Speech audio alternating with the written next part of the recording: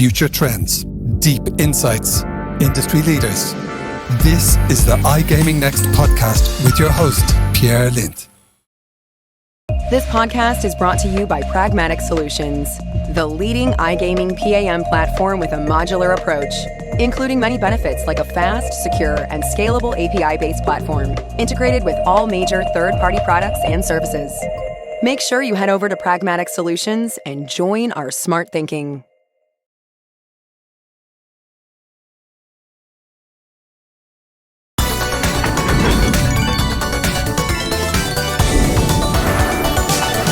Good afternoon. I am Turnbull of DAZN, or DAZN. Ian, anyway, welcome. Thank you so much. Nice to see you guys. Nice to see you as well. And we are doing a little bit of a special recording here today. We have a trio podcast today. Nico, Jansen, my dear colleague here from the Friday Weekly News, is joining us here today. How are you doing today, Nico, as well? I'm perfect. And as soon as Ian actually, confirmed that he will be available for some questions, gave me goosebumps all the time. So I'm thrilled. And Ian, very, very thank you for taking your time and for walking us a little bit into what's next. So highly appreciate you just take the time. Perfect. Yeah, no, it's a pleasure. It's a pleasure to speak with you guys and to meet you again, Nico. Brilliant. And as a starting point here today, we go back here to the opening of the podcast. I mean, I have a very important first question here, Jan. We have been debating this backwards and forwards and in and out, me and Nico. How do you actually pronounce DAZN? Is it DAZN or is it DAZN? It is DAZN. I can officially confirm right. It is DAZN. Apparently, there is a story behind it. I believe it was a German chap from a creative agency who came up with a pronunciation. But yes, it is DAZN. Brilliant. Okay, so now when we have that mystery cleared up, that's basically Nico, you were right all along. Essentially, I've been saying it wrong. You've been saying it right. So I give 1 point to you here, my friend.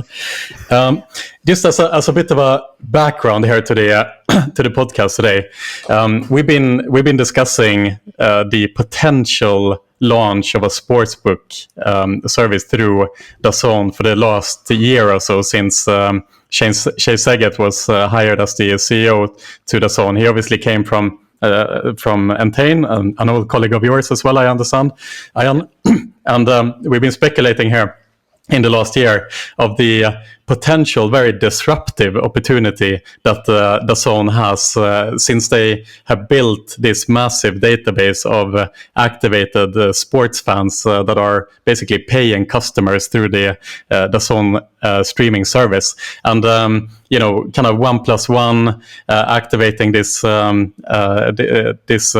database of players through the sports betting service seemed to just make so much sense. So my first question to you, Aya, now that you have launched the DAZN Bet, is can you talk a little bit about what your expectations are for DAZN Bet and how disruptive do you think this will be potentially to the traditional sportsbook? Yeah.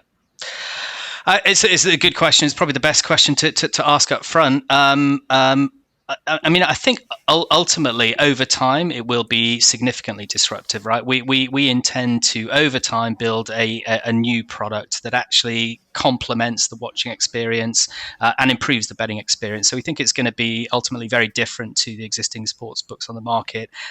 That's not going to happen overnight, though. Disruption doesn't just appear, and there are, technology challenges and regulatory challenges and all sorts of work to be done. But ultimately, we feel there's a real niche for this very kind of casual betting experience that's very deeply integrated into the watching experience. One of the benefits of distributing broadcast sports over the internet via a digital platform is that we have the opportunity to integrate other products in a very meaningful way that actually adds value for sports fans.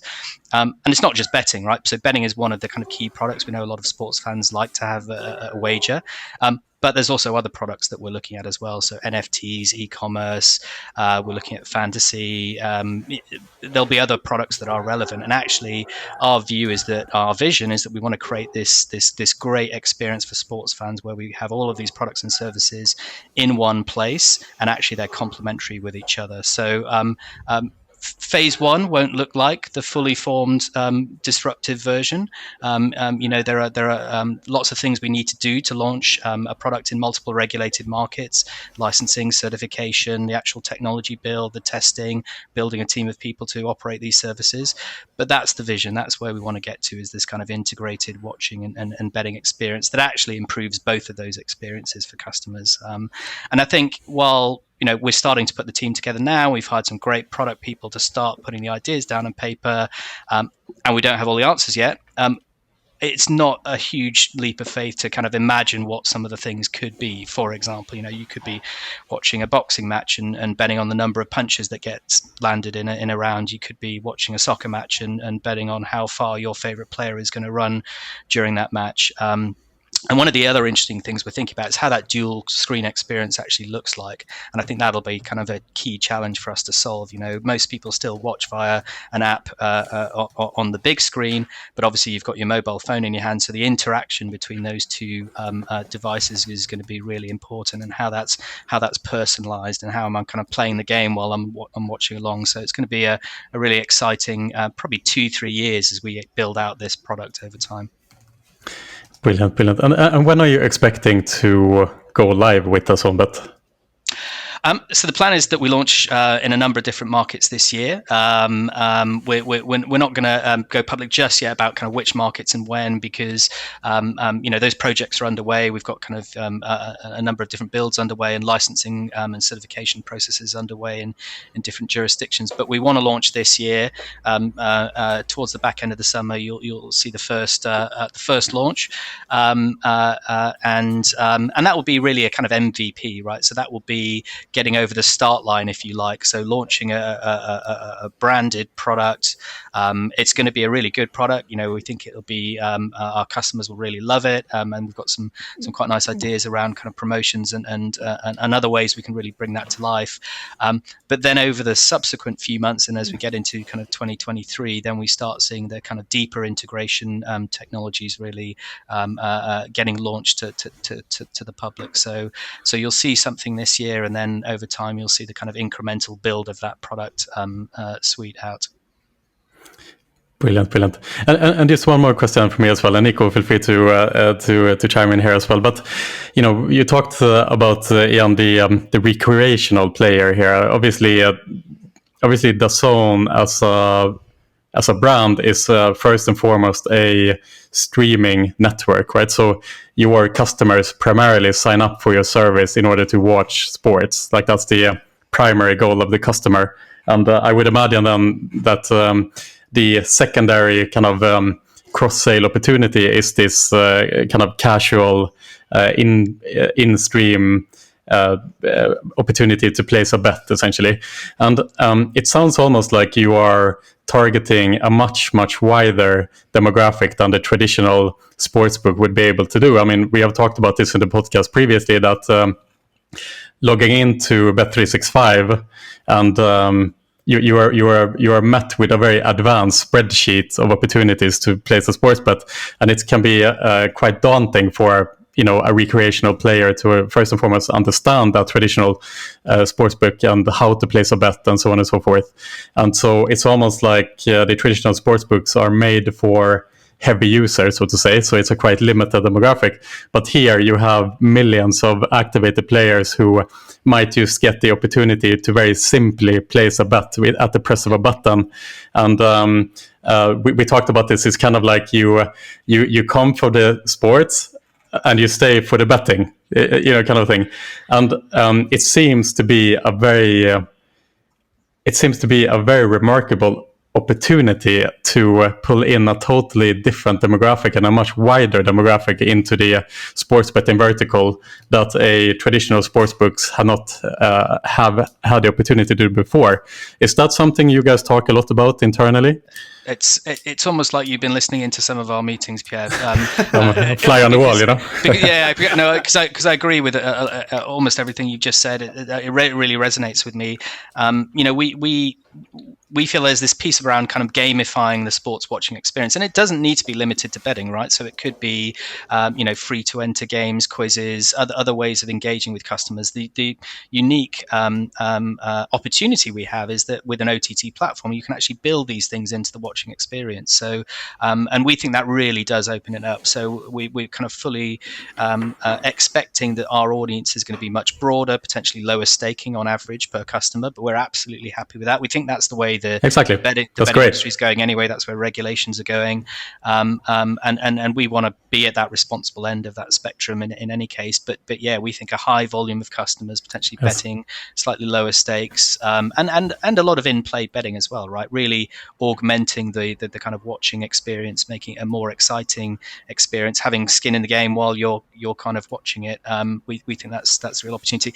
And if we think about that younger demographic, right? So it tends to be the younger demographic that started to adopt in-play betting first, for example. But it's also the younger demographic that spend an inordinate amount of time playing on video games, and there are lots of other digital entertainment channels that customers can use. And actually, that's the audience that we want to go after. And we don't necessarily think that traditional sports books cater to that audience nearly as well. It tends to be a kind of a learned behavior. You need to learn how to bet and what the terminology is and how to navigate your way around a sports book. And we don't want to do that. We want to make it something that people can engage with in a really straightforward, simple way, and a very kind of casual way as well, not requiring a huge amount of kind of research in advance.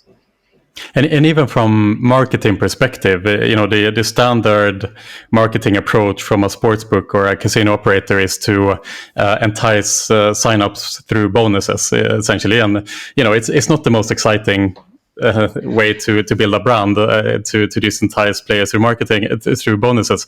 But in your case, I suppose that your marketing strategy doesn't really need to focus that much on sign-up bonuses, particularly. I mean, you are not your predominant vertical is not sports betting. It is the streaming that people come from, right? So you're even in terms of reaching a much wider demographic through marketing efforts, I would imagine as well, is where you have an edge towards the traditional sports books.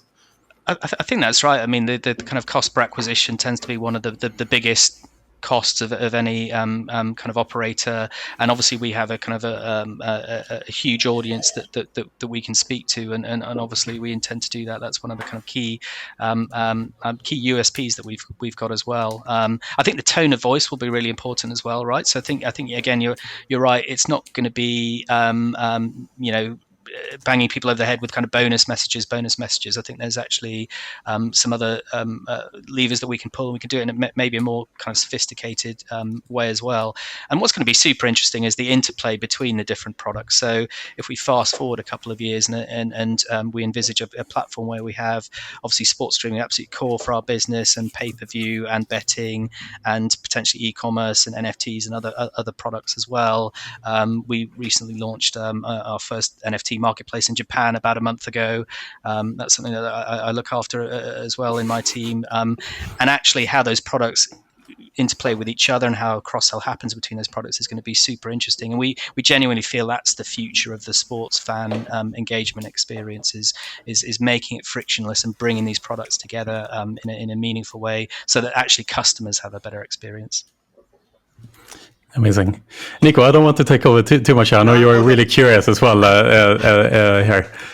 So all good. So Ian, you just gave us a little bit of hints about how the conversion, shifting over a customer into the new vertical of the DAZN Bet would actually work. You came up with the boxing. You signed up exclusive boxers as well with Canelo and Anthony Joshua. Can you just walk us a little bit, of course, based on how much you can actually say and talk about this, how the DAZN Bet actually would fit into the world of the DAZN media stream, especially based on the exclusive rights you already hold? Yeah.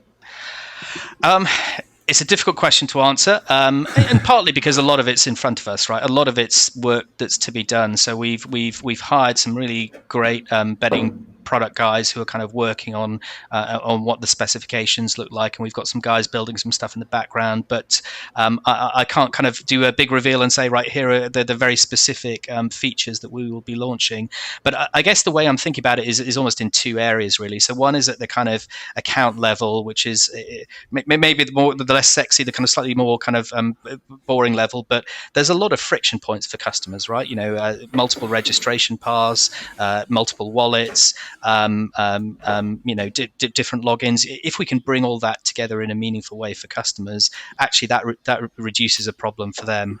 Apologies, the light's just gone out. You okay if I go right. And let's go for it. Go for it, Ian. Go for it, Ian.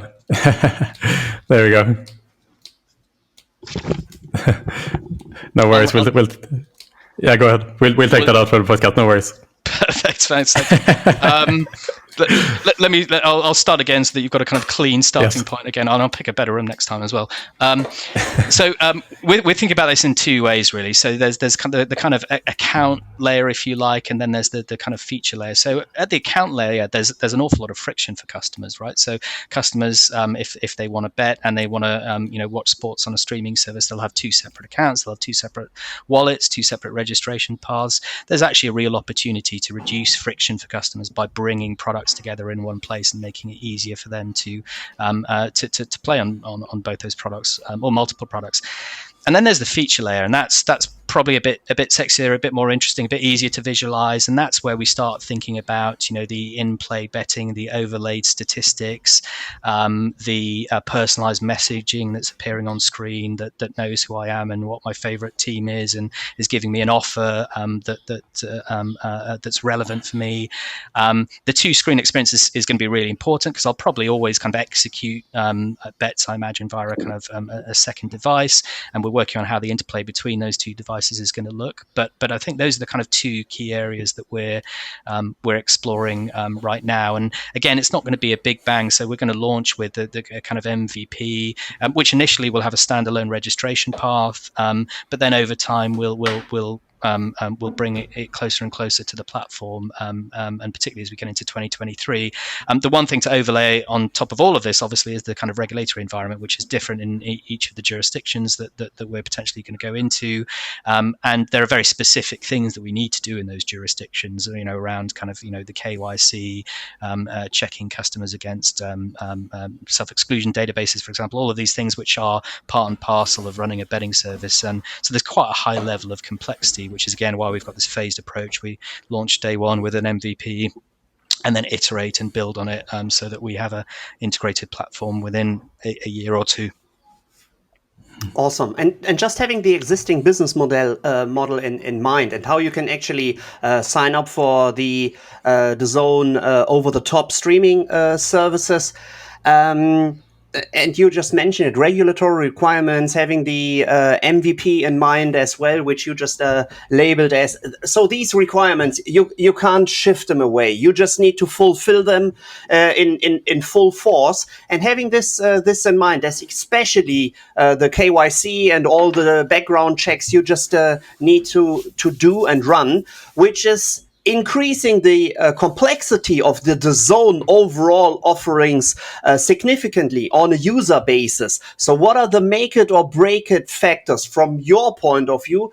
Just thinking about, okay, what will happen to the customer and what more requirements do you actually need to fulfill? I think it's a really good question. It's something we think about all the time, as you can imagine. If we always have the customer at the heart of everything we do, and we make sure that what we're building and implementing actually only improves the customer experience, and specifically within that improves the customer viewing experience. DAZN is a broadcaster, right? That's what the DAZN core business is, and I think everything we do needs to improve that experience. And I think if we really focus on that, then we avoid some of the pitfalls that you're kind of rightly implying might be there, right?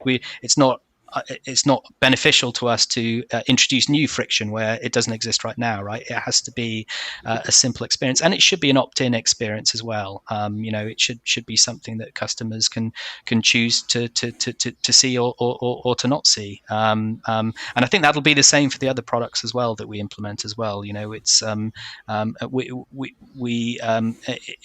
it only works if customers feel like the value is being added for them, and that has to be at the absolute heart of everything that we do. Awesome. And just remembering, Pierre, all the discussions we actually had, how DAZN will approach the sports betting market. We were talking about, having some M&A activities, buying sportsbook operators, or, going for a corporation. And to be honest, I was expecting you to actually buy into the market. Now it turns out that you actually signed up with Pragmatic. Can you just walk us a little bit through that decision process, if M&A had been on your mind and then you came up with, cooperating with a sportsbook operator already? So and we looked at a number of different options. There was quite a lengthy process where we had significant discussions with several large companies, B2B, B2C. We looked at the various different options. And really why we landed on Pragmatic, I was kind of thinking about this in advance of this call. A lot of it boils down to the people, actually, ultimately. We really liked the leadership team. We were really impressed with the leadership team, the owners of the business. They've been very, very successful over the last few years. They're very, very entrepreneurial and agile in the way that they operate. And that's really what we wanted from a partner. We wanted a very agile, entrepreneurial partner. Second thing was technology. So they've got, proven technology. They've got a really robust PAM platform at the core of their business. That's really important for us, particularly if we're thinking about this kind of integration piece. We need a really robust PAM. And they've got strength in depth. They've got a significant technology organization behind them. And finally, the kind of operational excellence. There's a lot of great operators within that business that we were impressed by. So we're over the moon actually with the partnership. We think is the right partner for us. We think they bring the right assets to the table and the right way of working. So we think it's we'll gel together very well. And that's already the case in what we've done so far. And shout out to Ashley Lang of Pragmatic Solutions, our very first sponsor of this podcast. Clearly a man of good taste. So absolutely. Yes. But as a follow up to this question as well, obviously Pragmatic recently announced the fact that they were building a sports betting product. Is there an element of that you are taking a leap of faith? I don't think so. And actually, when I think of some of the older sportsbook tech stacks that have been around for kind of 15 odd years, I think, they come with significant disadvantages, I'd say as well, actually. I think there is merit in choosing a kind of new piece of technology ultimately that will benefit our business in the longer term as well. So I think though the PAM is often overlooked as just how important that is for a new betting business, having a really robust a platform that sits underneath everything. That was absolutely key for us as well. And we know some of the folks that have kind of built that platform, and we have kind of shared history with some of them as well. So we're super confident that we've made the right choice. Yeah, fair enough. And obviously the Pragmatic ecosystem as well, they have been doing a lot of things right for a very long time, obviously, in multiple verticals, and they have a great team behind them for sure as well. Yeah, yes. Yeah. Absolutely. I mean, they've been a stellar success over the last few years, and I think it's working with a company like Pragmatic that's kind of on the upswing and has been for a long time is good for us. Absolutely. Yeah, just touching down a little bit on the background of Ashley Lang a little bit. So he had been one of the driving forces for Bet365 and making the product of Bet365 the product it actually is, which is cutting a long story short, or has been one of the leading platforms out there. And now he's just, assigned or announced as the CEO of Pragmatic. And I'm pretty sure that this is one of the KO criteria, which actually, kind of forced you to actually sign up with Pragmatic as well. Absolutely. I mean, Ashley is great to work with. He's very heavily involved in this project, as you can imagine, and has been for a little while. I've got 2 hours with him this afternoon. But there are others as well within the Pragmatic organization. It's a large organization now, as you can imagine, and we've got to know quite a lot of the management team and the product guys and the technology guys, and actually, it's the strength in depth. But I would agree. We're very much enjoying working with Ashley, and he's a great operator, and his experience really adds value to what we're trying to build here. And we share the vision as well. I think that's really important as well when you're picking a partner, because you're talking about what you're going to be building over the next kind of couple of years. You need someone that's going to go on that journey with you and understands where you want to get to. And I think that's what we found in Pragmatic. Just as a follow-up question, out of curiosity here, Ian, as well.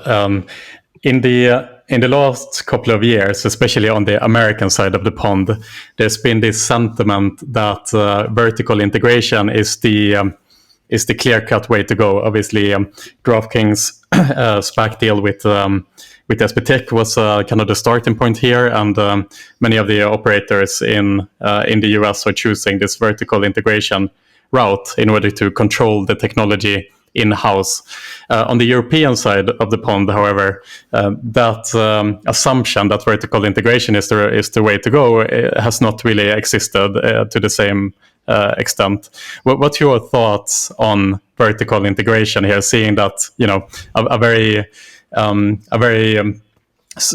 like a substantial company like DAZN with a high market cap, you would be able to go the M&A route to bring technology in-house, but you still chose to work with an external supplier. Can you talk to a little bit of your thoughts on vertical integration, and if you think that it's necessarily not as obvious as it seems to go always in-house with technology? I think the way I think about it is that it feels like it's an overly binary point. If it's you either buy or you don't buy, right? I think the important thing is that you have a technology partner that's going to build with you what you want to build and what realizes the vision of the business. So this kind of integrated product. Now, whether that sits in-house or out of house with a very strong and significant commercial relationship, I think is a little bit of a moot point, because if you have that strong commercial relationship, you can build what you want to build with the right partner. So acquiring companies has its own challenges. One of the companies you mentioned there, and other companies as well, the integration of separate technology stacks is not easy either. So we think we've got the right balance. Actually, we've got a really good partner. We've got a very significant commercial relationship with them behind the scenes that aligns with our strategy. So they'll go hand in hand with us to kind of build the product that we want. But we're comfortable with the position now that we've gone to some external experts that can kind of bring that knowledge to us. Fair enough. And even the likes of Kambi, like a large sportsbook as well, have kind of shifted mindset from kind of turnkey, take it or leave it kind of mindset into a more modular approach. And it kind of speaks to what you're saying here as well, that you have to work together with your operator. I think so. No, the word modular is definitely one that crosses my mind a lot. And the kind of modern betting and gaming technology stacks are very modular, and they need to be. They need to cater for different brands, different regulated markets. That allows them to be more bespoke. So I think, maybe 15, 20 years ago, things were much more kind of hard-coded, one size fits all. I think whether you're a kind of operator that owns their own technology or a supplier of technology to the business, you need to have the flexibility to differentiate. And I think that's the other important thing, right? We intend to have a differentiated product. That's the long-term vision for us, and therefore we need a technology partner that can kind of give us that differentiated product. But we've got the commercial relationship in place that will allow us to do that. Let's put it that way. Absolutely. From one thing to the other, Ian, here as well. You talked earlier in the podcast about the kind of ecosystem that you are building here. Not just that the DAZN is an experience where you can watch sports and bet on sports, but also you have the NFT marketplace. I remember reading the press release that came out a while ago where DAZN talked about creating almost like a community internally within the platform where customers can meet and speak to each other and so on and so forth. Like, can you talk more to this kind of ecosystem that you are building and the community aspect of this? Because again, this is not something we are used to in the iGaming industry, creating communities where players and customers can actually kind of communicate with each other. I'm not exactly sure if that's the direction you are taking, but can you talk to kind of the community aspect and the ecosystem? I think it's part of it, and I think they're two slightly subtly different things. So I think the ecosystem, in one way, can be viewed as just the kind of the collection of great products together in one place for customers, and making a single platform where customers can consume multiple products. So within broadcast, it might be a monthly subscription, but it might also be pay-per-view overlaid on top of that for kind of marquee events, and then other products and services such that I've mentioned. Sorry, apologies. You need to no. As well.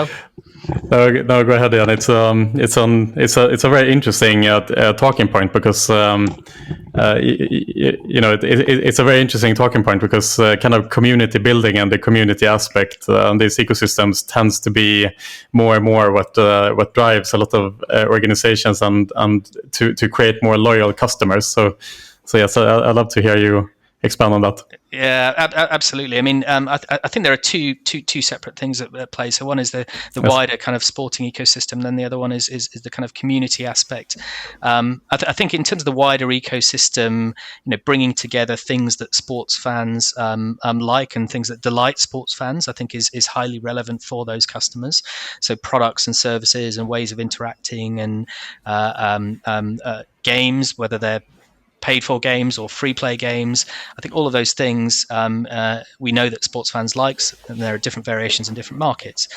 The community aspect is a slightly separate one, and I think there are very specific products that are strongly community driven, like fantasy sports would be a classic example where people form teams and play against each other, and there'll be an element of that will build in as we increasingly gamify the platform, so that customers have the chance in a very kind of casual, fun way to compete against their friends and other people that they may not know, and things like watch parties and so on. Again, this is kind of a relatively new area, but that experience of watching something remotely with someone else, being able to chat with them, play games, I think is really important. But I think that's only part of the wider sports ecosystem as well, because I think there will also be things that won't necessarily have the kind of social aspect. If someone wants to buy a football jersey, there's not necessarily a kind of social aspect to it, but we want to integrate that into the experience as well, so that we can tie it all together as a kind of single package.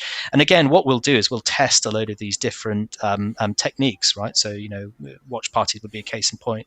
Launch it, test it, learn from it, refine it, and then move on to the next feature. And I think over time we'll build up this very rich customer experience, and I think that's what we're looking for, is that very, very kind of rich, dense, kind of appealing customer experience. That there's an awful lot going on. There's an awful lot to kind of take part in and participate in. Brilliant. And I suppose just a lot of question for me as well, and then Nico, feel free to follow up here. But just zooming out a little bit here, again, we've been talking a lot about this potential disruptive angle that you are coming in from as a media house entering the space, essentially. And zooming out a little bit, and we have the likes of DAZN, obviously.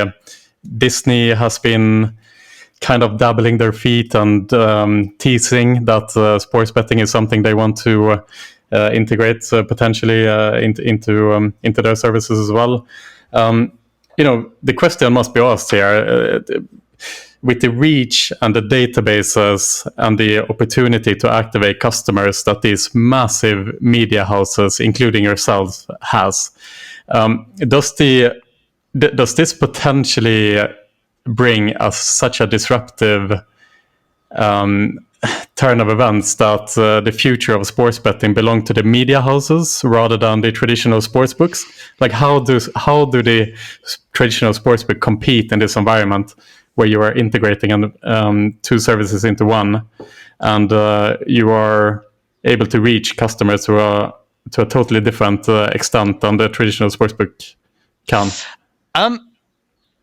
I may give you a slightly politician's answer, if I may, but it's the one Right. I believe as well. I think the good big sports books, the successful companies that we all know of, will continue to be successful. But I think one of the things that they're struggling to get their heads around is how to adjust for this kind of new generation of customers who tend to be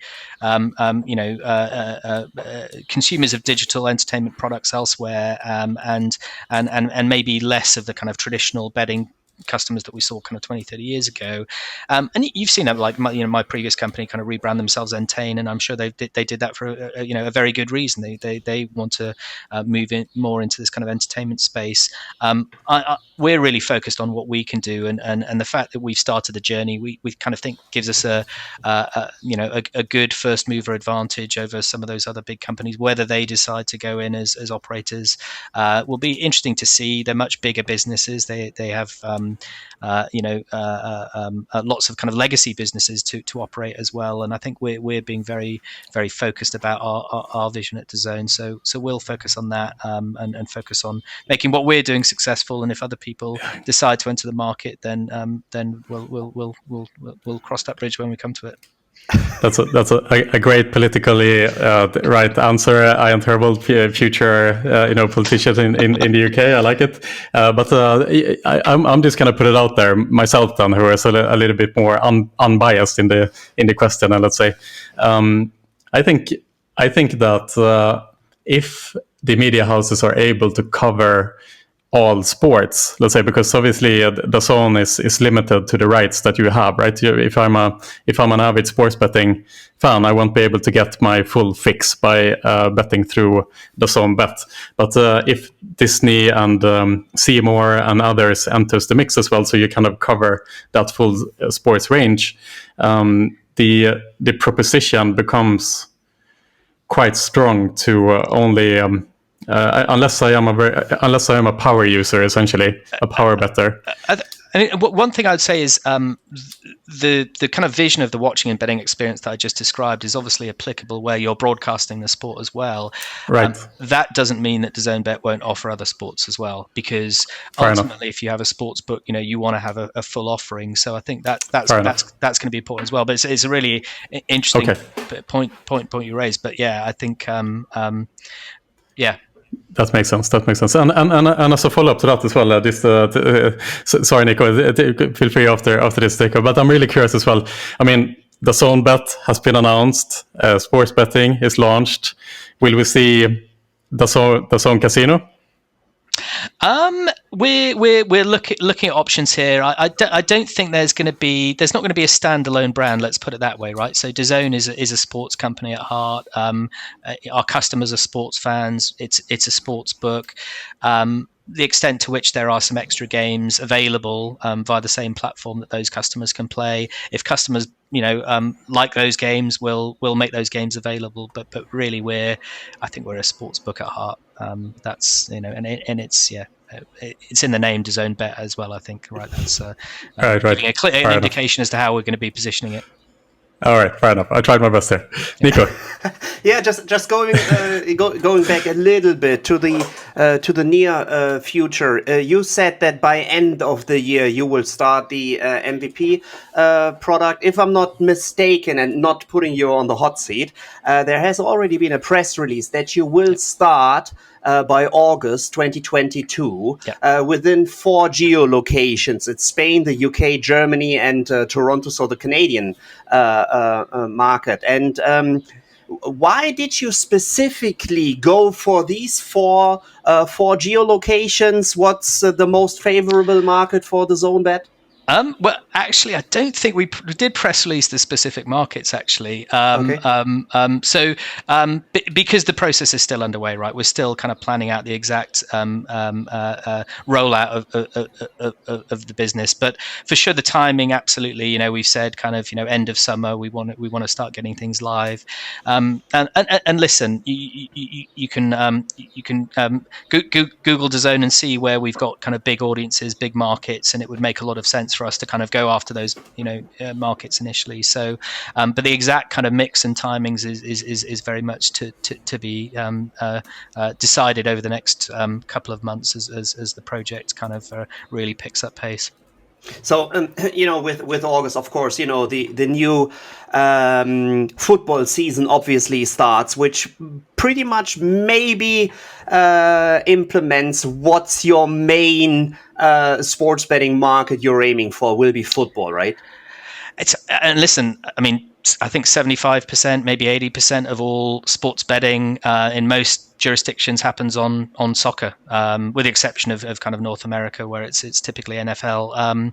And so that's going to be really important for us, right? That's when we you tend to see a lot of kind of interest around betting and users come onto the platform. So start of the season, end of summer, people are kind of back at work is kind of a crucial time of year, and you see it in the seasonality of betting companies as well. The last quarter is important. So yeah, we want to launch the services kind of in that kind of bracket, so that we're addressing the opportunity in particularly in Q4 this year.